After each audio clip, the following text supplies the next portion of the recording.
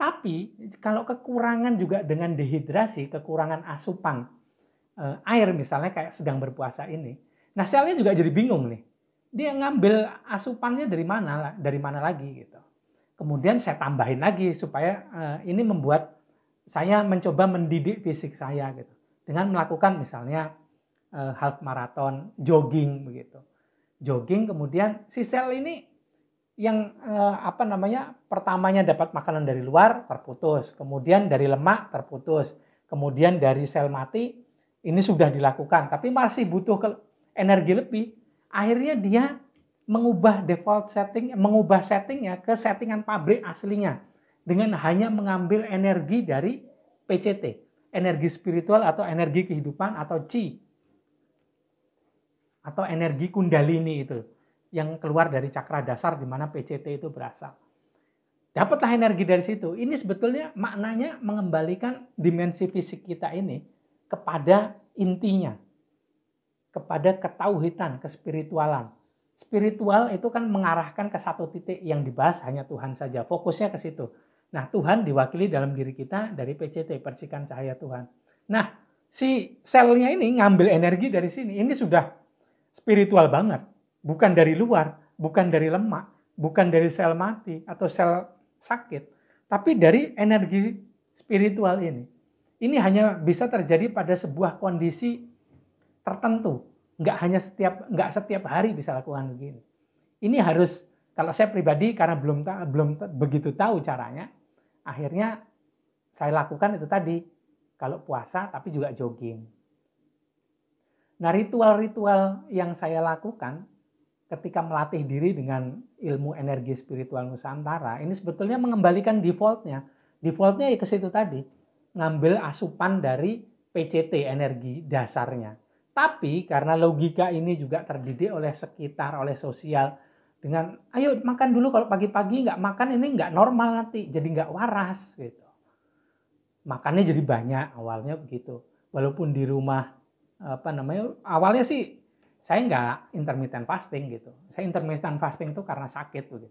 Dulu berat badan saya itu 95, kena sakit parah, COVID pada saat yang pertama itu. Terus akhirnya itu memaksa saya untuk 3 tahun ini melakukan intermittent fasting gitu. Walaupun itu sudah melakukan latihan energi spiritual, tapi mindsetnya ini dihuni oleh dogma-dogma yang berapa tahun masuk ke sini nih. Jadi ya nggak bisa, nggak begitu aja begitu. Harus dididik ini dengan berpuasa yang sebenar-benarnya. Baru kira-kira sekitar 3 tahunan inilah saya mendidik diri untuk betul-betul konsisten melakukan intermittent fasting 20 jam sehari, 5 kali seminggu, kemudian sebulan 3 hari puasa 72 jam. Hanya minum air putih sama kopi saja gitu. Ini saya berusaha mengembalikan ke factory setting kalau di handphone kita tuh ya. Factory setting berarti semuanya kembali ke settingan pabrik. Nah, settingan pabrik kita ini, kita yang jiwa kemudian memiliki badan fisik. Badan fisik ini sebetulnya default settingnya, settingan pabriknya, ngambil energinya dari PCT, bukan dari luar. Mungkin kalau dari luar ya, tapi bukan yang nomor 1. Kalau sekarang jadi nomor 1. Makanya sekarang banyak di antara kita yang terjebak dengan pengalaman memiliki berat badan yang sedikit berlebih, jadi tampaknya cabi-cabi lucu begitu. Itu karena kena dengan doktrin bahwa supaya sehat asupannya yang bagus, bukan kebalikannya. Sebetulnya itu adalah kurangi asupan, maka kita akan sehat. Kenapa bisa begitu? Dengan berkurangnya asupan dari luar, maka ini akan mengembalikan kita ke settingan pabrik, yaitu keluarnya energi yang berasal dari PCT. Apalagi dengan latihan-latihan energi spiritual, kemudian melihat atau mengamati pikiran serta perasaan kita. Nah, kita amati aja pikiran serta perasaan. Jadi kita bisa tahu apa yang terjadi dengan pikiran, apa yang terjadi perasaan. Mereka yang berspiritual ini pasti tahu kalau asupan dari luar ini kategorinya begini-begini, oh ini mengalami seperti ini. Oh, kalau asupannya begini, pengalamannya begini. Jadi semuanya tahu, semuanya bisa diketahui. Sampai ada yang secara ekstrim ini mengambil langkah untuk melakukan vegetarian. Karena memang unsur hewani itu memang dibutuhkan, tapi jumlahnya sedikit oleh tubuh kita, protein hewani itu. Bisa di-exchange dengan protein nabati. Nah, kalau terlalu banyak protein hewani, akhirnya itu secara spiritual loh ya, bukan secara kesehatan. Secara spiritual ini mengakibatkan aktifnya diri palsu, jiwa ego, jiwa amarah, jiwa keinginan. Nah, kalau ini kita tidak sikapi dengan bijaksana, maka akan menjadikan spiritual trap, jebakan spiritual begitu. Nah, kalau saya pribadi kalau berpuasa di Ramadan ini, kemarin-kemarin itu memang jam segini tuh asupannya sedikit. Tapi begitu buka, ya Tuhan, kalap semuanya bisa dimakan. Seolah-olah begitu, semuanya dibeli, semuanya dipersiapkan untuk dimakan. Begitu mulai masuk jam makan, dimakan lah. Tapi ternyata nggak semuanya bisa karena perut jadi penuh gitu kan. Nah, kalau sekarang karena membiasakan diri intermittent fasting itu 20 jam sehari, akhirnya dihitung betul. Oh, ini cuman bukanya itu ya ketika buka jam 6 itu, ketika azan buka jam 6 sampai jam 10 buka. Jadi kalau asupan air ini masih bisa sampai subuh, ya sudah. Airnya saya butuh air itu kira-kira 3,8 liter sampai 4 liter sehari. Kalau olahraganya intensif itu pasti lebih. Jadi kalau minumnya ini butuhnya banyak, makanannya dikasih banyak, nggak cukup perutnya. Perut ini udah nggak cukup dengan segitu banyak masuk. Jadi harus diatur betul. Yang saya butuhin yang mana sih gitu. Ya betul, gelap mata. Gelap mata atau ini mas, kalap. Kilaf yang kalap gitu. Betul, karena dari struktur Geisha kita didesain herbivora dari pakarnya, banyak gerahamnya. Ya betul lah Mas Reza, begitu itulah kita. Puasa Mas Karna ini, Sobat Karna ini, Pak Karna, nah itu dia. Antakarana, jembatan Antakarana. Siapa tadi malam yang mengalami jembatan Antakarana? Ya orangnya lagi di jalan nih, oke nanti dia sharing. Saya juga puasa 3 hari air putih saja dan tidak memakan hewani. Ya, kalau aku puasanya 72 jam itu cuman kopi sama air putih biasanya kalau nggak Ramadan begini ya. Tapi cuman sebulan 3 hari.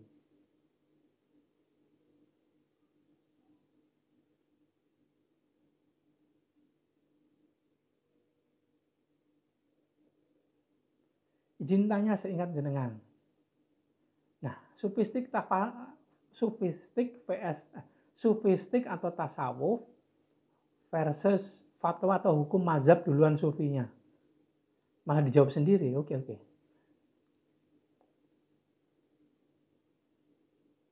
Alhamdulillah kalau buat yang bisa bagus sekali. Makan seperlunya dan tidak berkeinginan makan berlebih. Hebat Mbak Yunisa. Semoga saya berdoa supaya kita semua selalu begitu. Hindari karbo biar cuan. Nah, tuh. Iya betul. Ada juga loh puasa. Nanti suatu saat aku mau bahas tuh. Jadi kita mengundang energi gold masuk itu dengan mempersedikit sebetulnya protein hewani. Karena metaton cube yang geometrinya itu bisa menarik energi gold itu nggak sesuai dengan makanan hewani. Ada betul begitu tuh. Bisa saya contohkan Mas? Contohkah Mas untuk puasa nabati 3 hari? Alhamdulillah. Ya betul, puasa itu nambah kesehatan, tapi ada tapinya juga. Mas tanya protein nabati rawan estrogen loh, kayak kedelai bagi cowok kurang oke. Itu katanya orang begitu. Kalau nggak dihitung betul, makanya proteinnya harus dihitung betul. Nggak terlalu banyak juga. Protein nabati sama ini ya. Kalau estrogennya terlalu banyak juga nggak bagus juga. Jadi harus sesuai lah. Kalau misalnya nggak olahraga ya nggak minum protein shake yang nabati itu 20 gram. Paling hanya 10 gram atau 5 gram udah cukup gitu. Tapi kalau olahraganya intensif, ototnya kerja keras, berarti harus dikasih protein nabati itu juga 20 gram minimal ya Mas. Aku milih yang Protein shake-nya itu yang apa namanya yang nabati ya, bukan yang hewani gitu.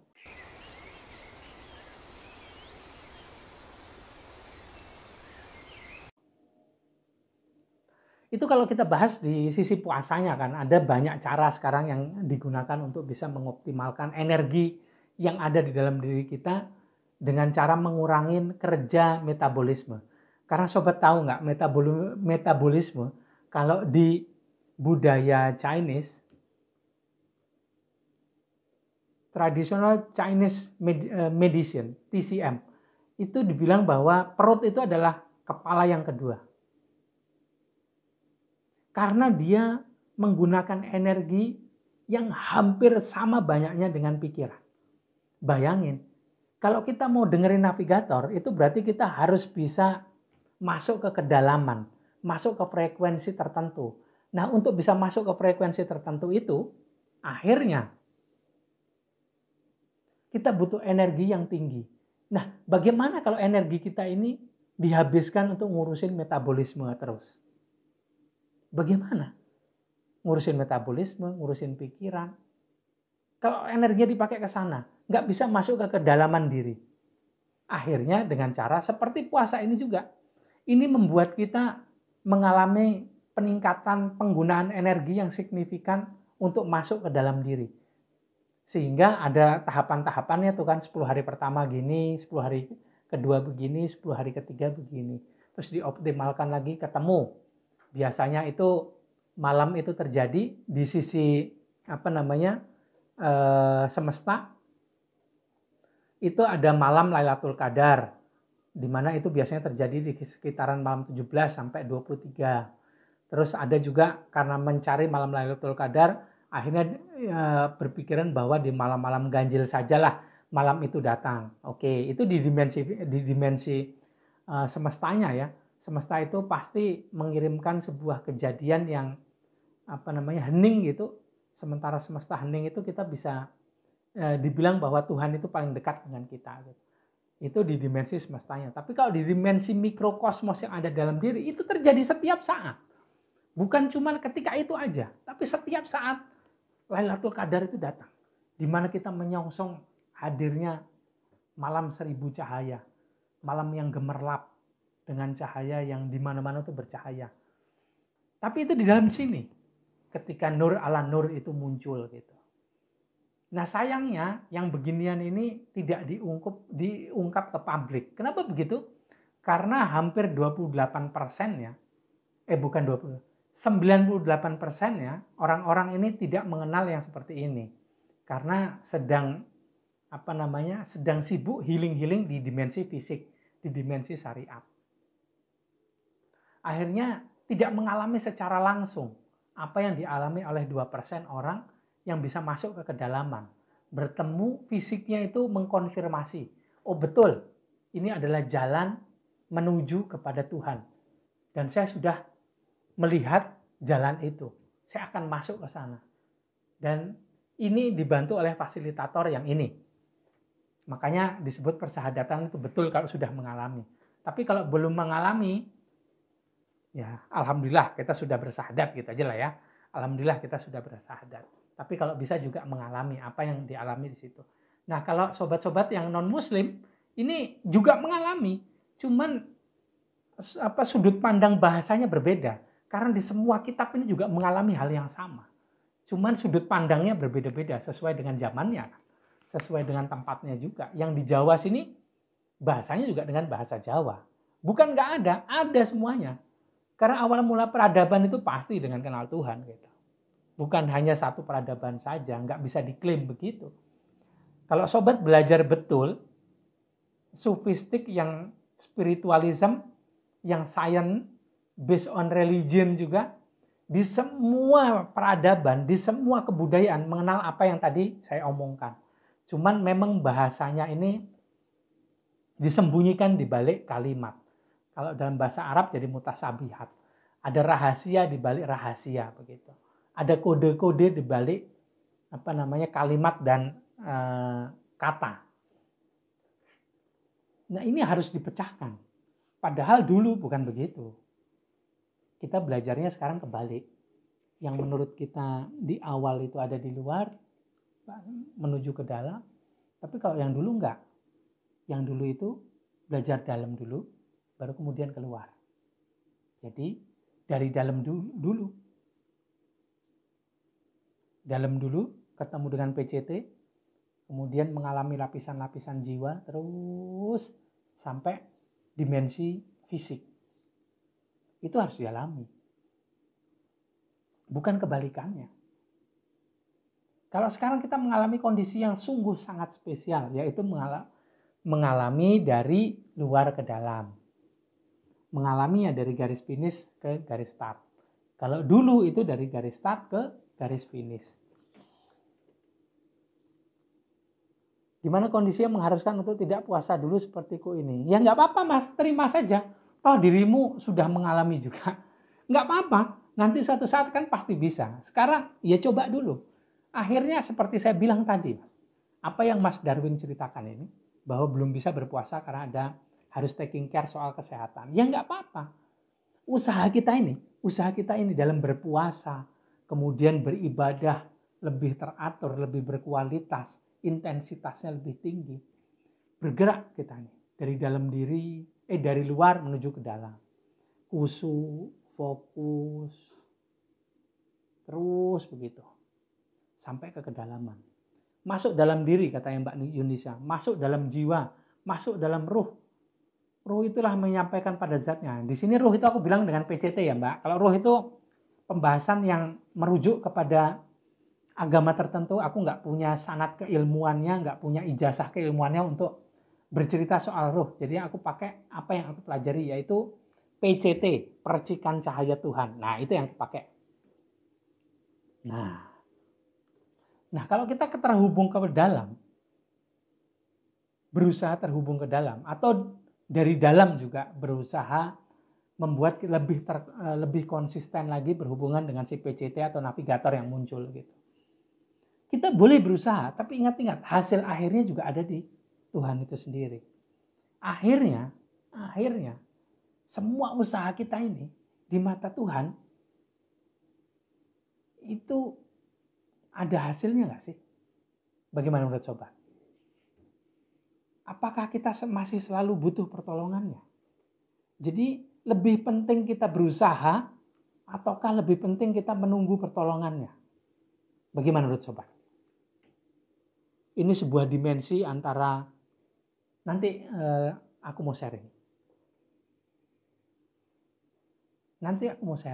Lebih penting usaha kita ataukah lebih penting lebih penting pertolongannya? Ini juga ada hubungannya dengan menuju ke fitri tadi. Fitri ini bukan nama orang ya, fitri ini kesucian maksudnya. Suci.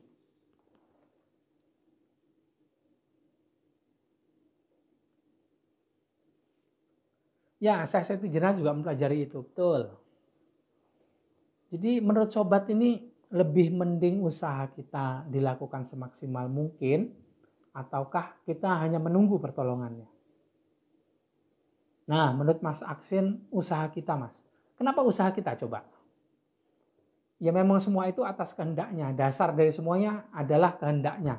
Tapi juga kita harus bisa belajar, nggak hanya diem saja dengan bilang, oh ini sudah kehendaknya. Bohong.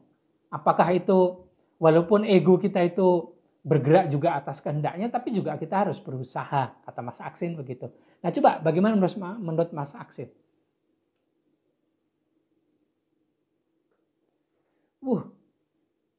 Terima kasih pengalamannya Mas Darwin.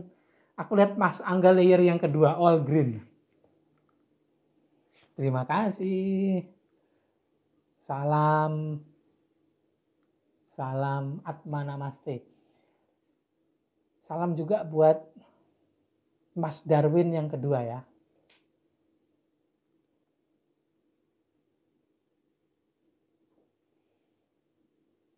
Bagaimana menurut Mas Aksin tadi? Penting usahanya apa penting nunggu pertolongan Tuhan? Kalau Mas Aksin bilang usahanya. Kenapa begitu? Kenapa usahanya Mas Aksin?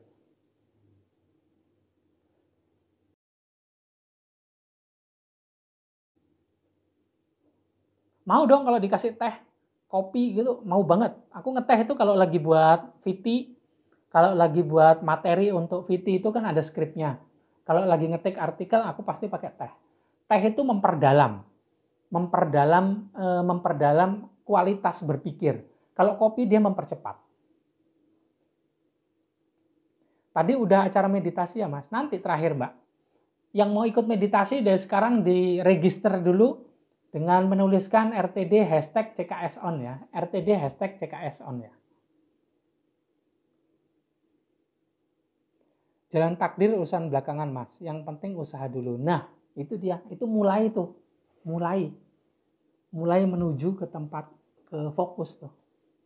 Kadang-kadang ini banyak di antara kita, saya juga sampai sekarang itu ya, aku nih karena banyak orang itu yang terlalu banyak belajar sehingga pengetahuan itu menumpuk tanpa sadar kita menjadi knowledge junkie, pecandu.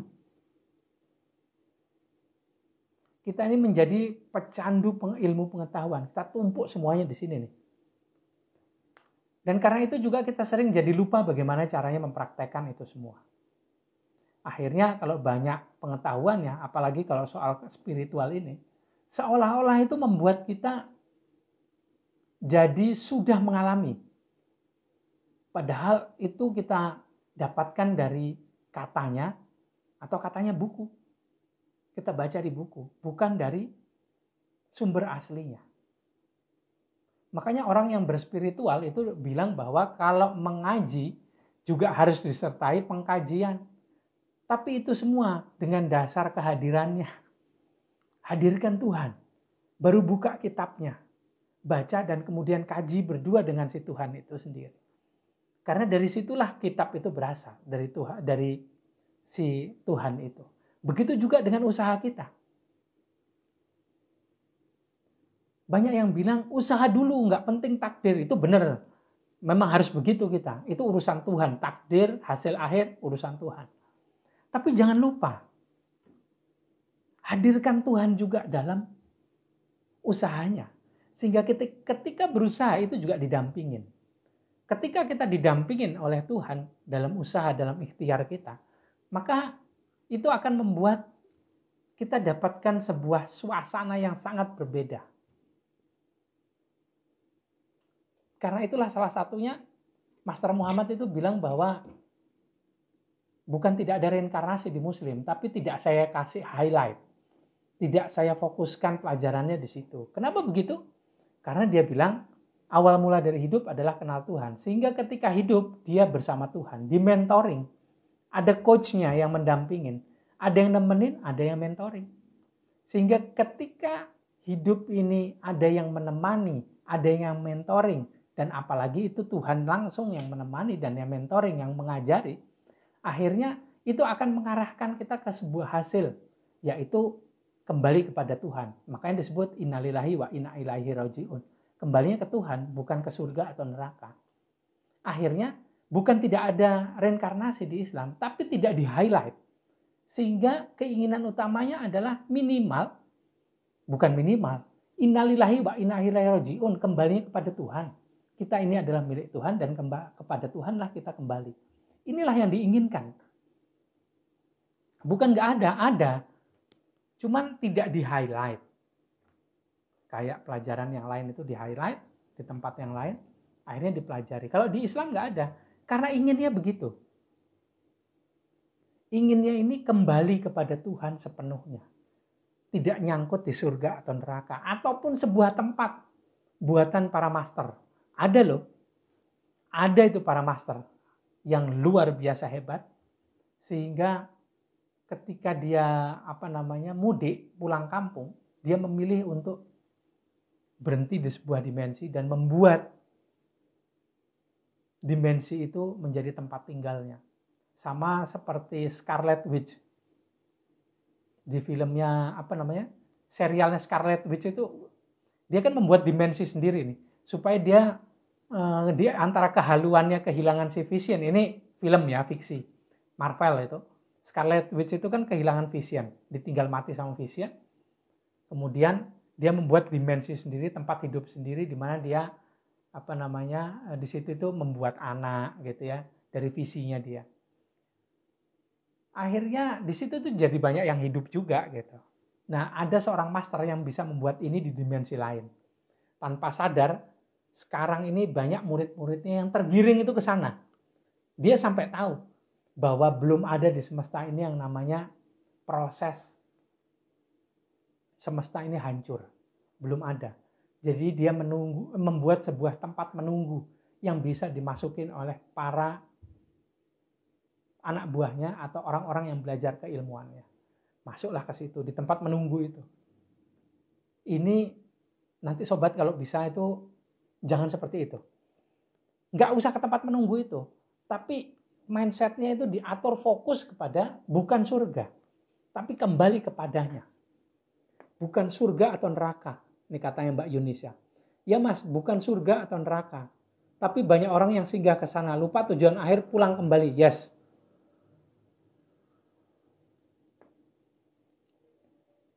Betul sekali. Kembali ke cahaya nur ilahi. Betul Mas Karna.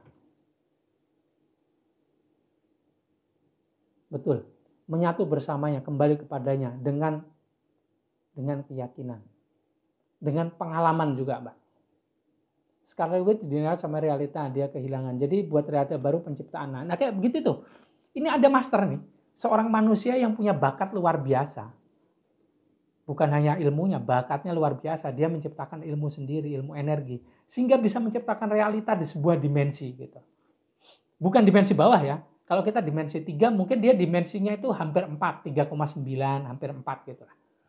Nggak nyampe 4 juga. Kalau 4 itu malah nggak bisa dia buat di dimensi 4. Dia buat tempat transit untuk dia dan ininya, anak buahnya. Halo Mas Taufik, senang Mas Taufik bisa bergabung. Alhamdulillah sudah nyampe di Wonosobo ya Mas. Alhamdulillah. Bagaimana ngobrol di jalan dengan navigatornya? Aman kan? Adakah ada roh manusia kembali semula kita di dunia dan kembali sebagai manusia? Ada. Semuanya pasti begitu. Di bumi ini kita dilahirkan. Di bumi ini kita hidup, dan di bumi ini kita dimatikan. Dan di bumi ini juga kita dihidupkan kembali. Ada itu ayatnya. Tapi tidak di-highlight di Muslim. Bukan dibilang di Muslim atau di Islam itu tidak ada reinkarnasi. Bukan, tapi tidak di-highlight. Sudut pandangnya harus tahu dulu dasarnya kenapa bisa itu terjadi. Ini karena Master Muhammad itu inginnya tidak reinkarnasi. Dengan gimana caranya? Dikenalkan Tuhan di awal. Awaluddin Ma'rifatullah. Monggo silahkan, Dek. Ikut nyimak ya Mas. Monggo silahkan. Salam kenal, salam rileks, tenang, damai. Terima kasih udah bergabung di sini. Hati-hati di jalan, Dek. Nah akhirnya karena tidak di-highlight, ini banyak orang menyangka bahwa reinkarnasi tidak terjadi di orang Muslim. Bukan, terjadi. Itu bahasanya mutasabihat, bahasa yang rahasia. Tapi tidak di-highlight, ingat-ingat ya, tidak di-highlight.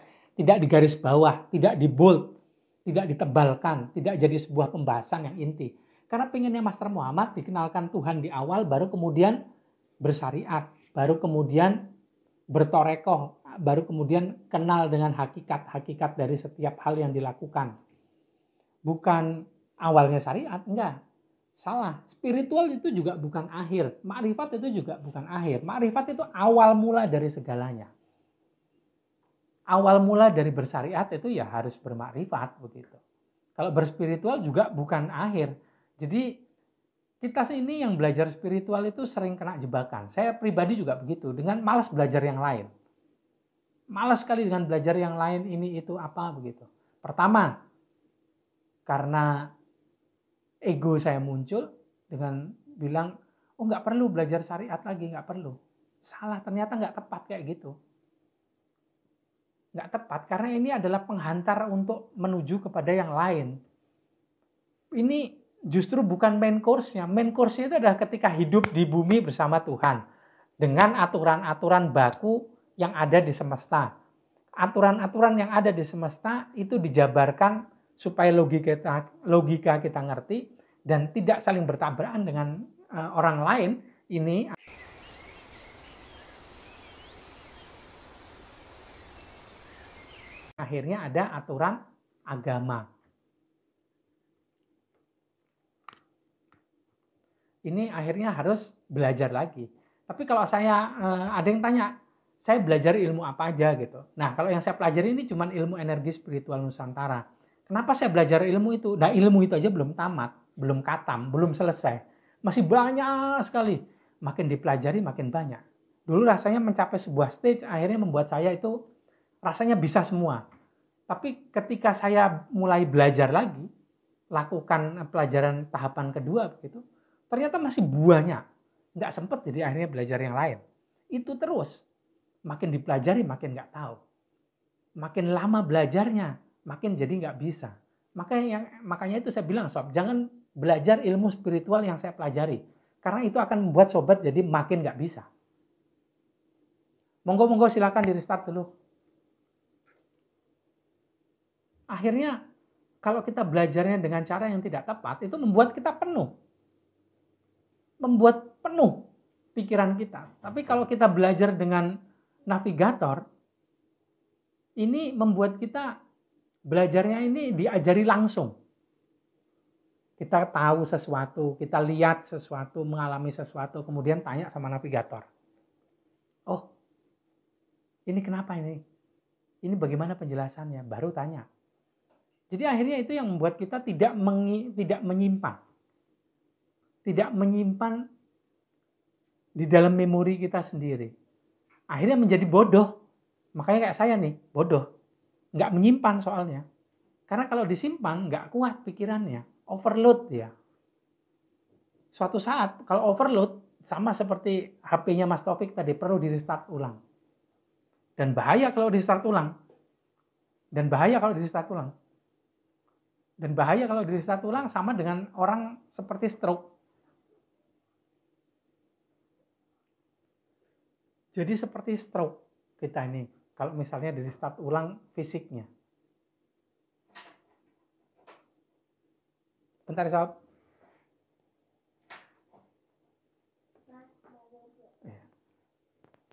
No, situ ya. Nggak boleh kelihatan. Kalau di sini tuh nggak boleh kelihatan di kamera. Kalau di TikTok, Akasa nggak boleh kelihatan di kamera. Nanti kalau live di tempat yang lain baru kelihatan ya. Kalau live-nya di tempat yang lain baru boleh kelihatan. Kalau live-nya di TikTok nggak boleh. Bye-bye.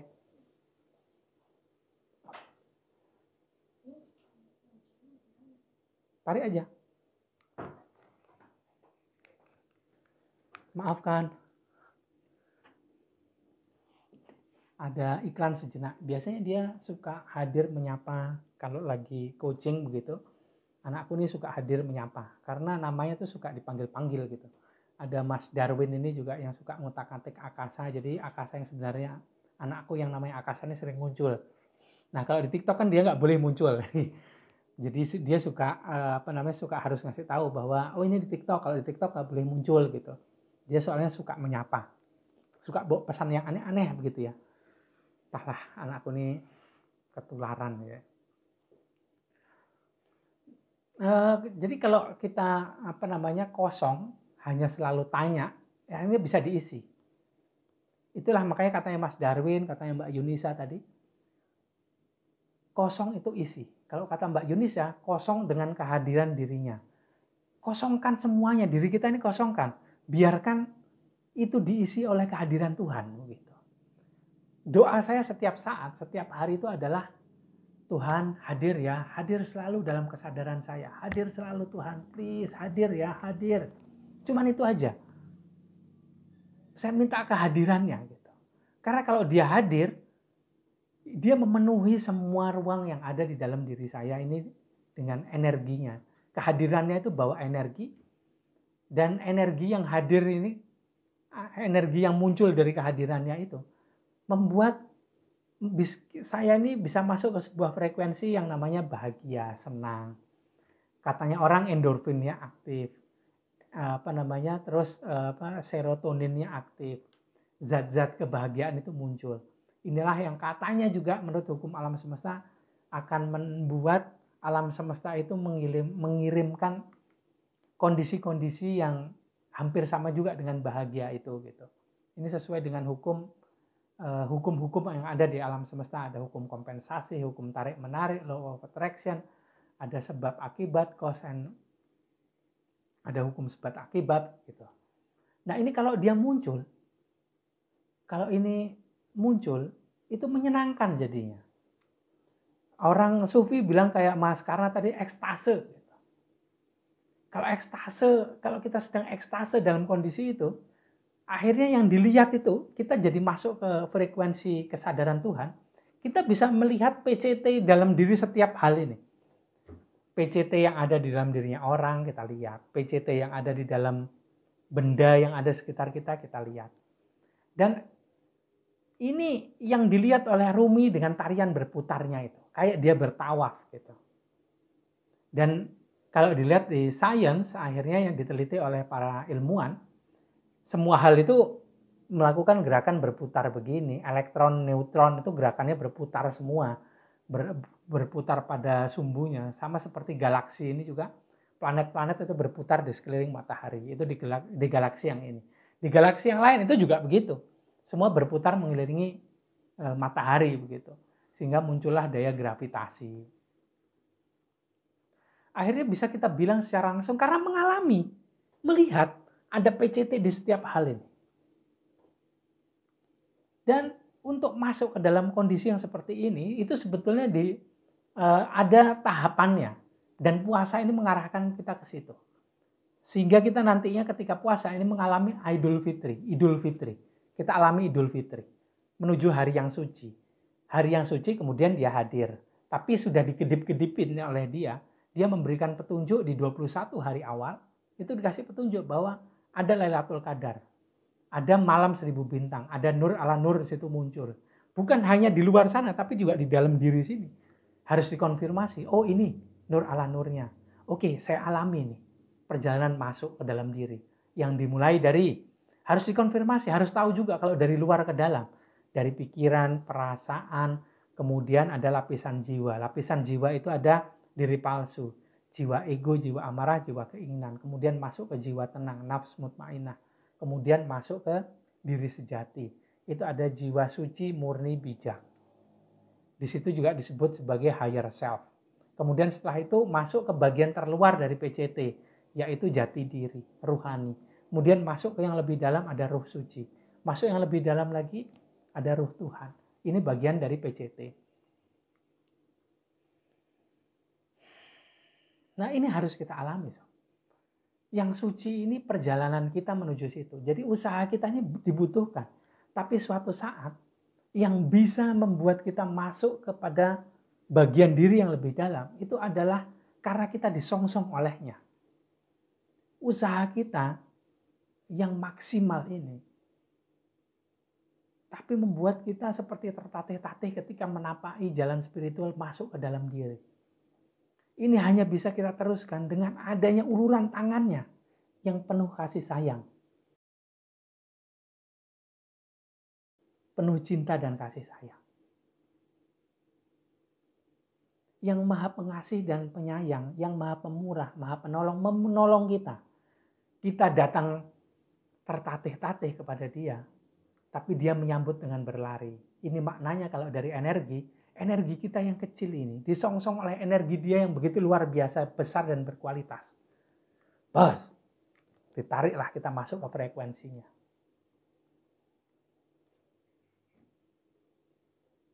Nah, akhirnya kita masuk pada kesadaran Tuhan. Bukan kesadaran murni ya Mbak Wit. Kesadaran murni itu kesadaran masih di jiwa murni. Masih di lapisan jiwa. Kesadaran Tuhan itu baru masuk.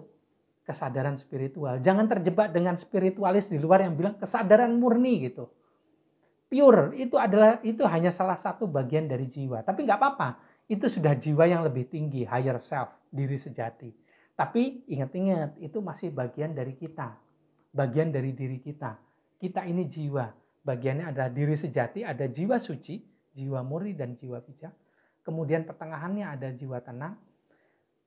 Jiwa tenang ini memisahkan antara bagian ilahiyah dan bagian organik atau bagian materialistis, yaitu jiwa ego, amarah, keinginan, sering disebut sebagai diri palsu. Relax, tenang, damai.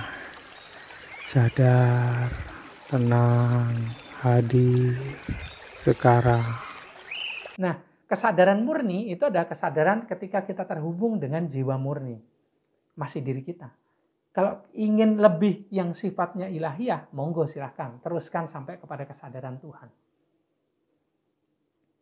Tapi saya berdoa, karena pasti yang datang di hari ini adalah orang-orang yang dipanggil oleh Tuhan untuk hadir, yang punya kerinduan terhubung dengan Tuhan yang ada di dalam dirinya.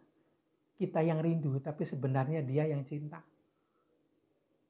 Karena kita datang kepada Dia tertatih-tatih, tapi ternyata Dia menyongsong dengan berlari. Energi kita yang kecil ini disongsong oleh energi besar yang begitu berkualitas. Karena itu disebut kita datang melangkah kita datang satu langkah, Dia datang menyongsong kita dengan berlari. Karena energinya itu begitu besar dari dalam. Karena itulah kalau kita ingin menuju kesucian, kita hanya bisa berusaha, tapi hasil akhirnya kita kembalikan kepada Tuhan. Karena itulah kalau kita ingin fitri, hasil akhirnya kita harus ditolong oleh si cinta. Baru akhirnya kita bisa menuju kepada fitri. Inilah yang kita alami sebetulnya ketika berpuasa itu. 30 hari kita berpuasa di bulan Ramadan. Seumur hidup kita berpuasa. Di puasa Daud, yang berpuasa Daud. Ada juga yang puasa intermittent fasting seumur hidupnya. Ya alhamdulillah. Ini mencoba untuk bisa mengurangi asupan makanan ke dalam tubuh sehingga metabolisme ini bisa enteng kerjanya. Energi ini nggak hanya dipakai ngurusin metabolisme. Ngurusin otak itu aja butuh energi tinggi, belum lagi ngurusin metabolisme. Terus mana energi yang mau kita pakai untuk bisa tune in ke frekuensi yang lebih tinggi tadi? Kehabisan energi, nggak nyampe. Jadi ibaratnya begini, kita nih pengen streaming, ikut live lah, ini yang ini. Tapi menyia-nyiakan nih energi kita yang sedikit, baterai kita yang tinggal sedikit ini, dengan ngegame dulu tadi. Habis tadi pakai ngegame, nggak bisa ke sini. Itu juga ngegame itu sebetulnya analogika aja sih, analogika yang kadang-kadang pas, kadang-kadang enggak. Saya aja yang punya kekurangan itu. Metabolisme kita harus dijaga supaya dia kerjanya enteng. Kalau enteng kerjanya, akhirnya energinya nggak kepake terlalu banyak ke situ. Kalau nggak kepake terlalu banyak, bisa dipakai untuk bisa tune in ke frekuensi kesadaran Tuhan. Atau paling tidak kita usaha. Sama seperti Mas Aksin tadi, yang pada saat akhir dengan bilang bahwa takdir itu urusan Tuhan, yang penting saya usaha. Ya begitulah salah satu usaha kita dengan memperbaiki fisik ini.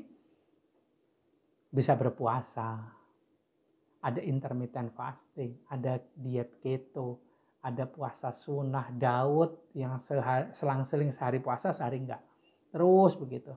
Sudah berpuasa dan juga asupan makanannya diatur dengan baik. Nggak bisa sebanyak mungkin gitu makanan yang itu aja.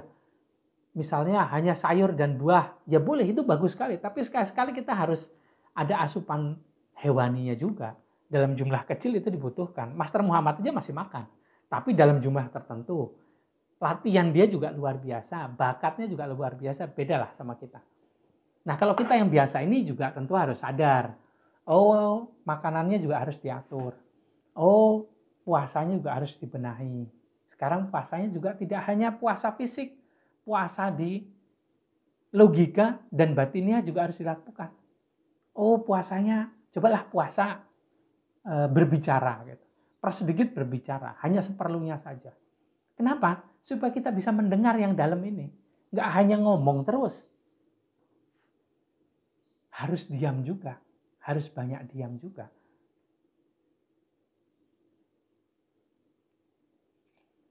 Nah, buat sobat yang pakai WiFi, apalagi dari IndiHome, ini kalau hari Minggu memang putus-putus. Karena hari Minggu itu trafficnya luar biasa. Orang-orang pada di rumah, semua pakai bandwidthnya dari IndiHome atau apapun lah, providernya sama juga. Hari Minggu itu pasti seluruh keluarga ada di rumah, Gadget yang biasanya di rumah itu cuma dipakai 3 atau 4, tiba-tiba jadi 8, 9. Karena semua keluarga berkumpul, dan sekarang yang pakai gadget itu, satu orang itu kan nggak hanya punya satu gadget. Oke lah cuma satu, keluarganya itu ada 5. Belum lagi tambah smart TV. Belum lagi ditambah komputer yang tiba-tiba juga jadi nyala. Waduh, akhirnya koneksinya juga biar pet. Begitu juga dengan diri kita ini. Aplikasi-aplikasi yang ada, metabolisme, pikiran ini memakan resource yang banyak. Jadi energinya kepakai ke sini lupa, nggak dipakai kepada pencerahan spiritual. Jadi puasanya ini jadi akhirnya jadi begitu saja. Tidak mengalami puasa batiniah, puasa logika. Tidak dialami, hanya puasa fisik saja. Tapi alhamdulillah, itu pun hasilnya sudah luar biasa. Yang awal-awal 10 hari awal yang tidak terbiasa pasti kalap. Asupannya banyak gula, banyak ini nggak apa-apa. Nanti di 10 hari kedua udah berbeda, mulai terbiasa, sedikit lah makannya. 10 hari yang ketiga mulai sangat terbiasa, dengan sedikit cukup. Tapi ada tapinya, 10 hari yang ketiga menjelang keempat, akhirnya kalapnya bukan ke makanan, tapi pakaian berbelanja untuk hari raya. Yang untung itu adalah toko-toko pakaian, sama seperti tokonya istri saya nih. Itu kalau menjelang Ramadan, menjelang Idul Fitri, yang beli pakai baju muslim ini banyak sekali, alhamdulillah. Ya nggak apa-apa, seperlunya aja. Untuk dirinya oke, satu. Kalau beli lagi jangan untuk dirinya, untuk orang lain. Berilah di toko. Nggak promo, cuman ya kalau bisa jangan lah ya. Maksudnya diatur dengan baik. Kalap di makanan, enggak, ini kalapnya di pakaian akhirnya. Ya sama aja. Assalamualaikum Mas Angga. Halo Mas Adi. Akhirnya bergabung juga ya. Mau tanya mengenai fenomena gerhana matahari nih Mas. Konon katanya menurunkan kadar kesadaran Mas. Bagaimana tanggapan Mas Angga? Ada hubungannya juga dengan nanti Lailatul Qadar, dengan kondisi kosmis, pergerakan bintang, itu ada hubungannya Mas. Mempengaruhi energi kita memang. Nah buat sobat yang mau dikondisikan energinya nanti di saat akhir, silahkan dituliskan ya, RTD #CKSON mulai sekarang, supaya saya juga bisa mulai kondisikan dan mulai bisa juga mengajak. RTD #CKSON dituliskan. Halo Mbak Fauzia, tadi belum saya sapa. Mas Spiritual Nusa, terima kasih orang-orang spiritual yang sudah bergabung di sini. Entah itu dari light worker atau dark worker, entah itu siapa, saya yakin semuanya pasti yakin dan percaya bahwa ada Tuhan. Memang pembahasan Tuhan di sana dan di sini atau di tempat lain-lain itu kadang-kadang berbeda-beda. Tapi yakinlah bahwa semua itu yang dibicarakan ya Tuhan. Entah apa namanya. Tapi hanya Tuhan yang dibicarakan. Jangan lupa RTD #CKSON ya. Salam Rahayu Sagung Dumadi Mbak Fauzia. Salam Rahayu Sagung Dumadi Kesihin Widi. Nah buat sobat, ada yang bilang nih, oh kondisinya di semesta sedang begini. Ada gerhana nih. Ada meteor yang sebentar lagi lewat. Apakah itu mempengaruhi? Sangat mempengaruhi kadar spiritual kita. Apalagi kalau orang-orang seperti kita yang berusaha dari luar ke dalam ini. Nggak langsung tiba-tiba dikenalkan frekuensi tinggi dan terbiasa dengan frekuensi tinggi. Akhirnya kita mudah sekali terpengaruh dengan kondisi yang ada di sekitar kita. Diberitakan bahwa ada kondisi alam sedang begini-begini, itu pengaruhi kesadaran.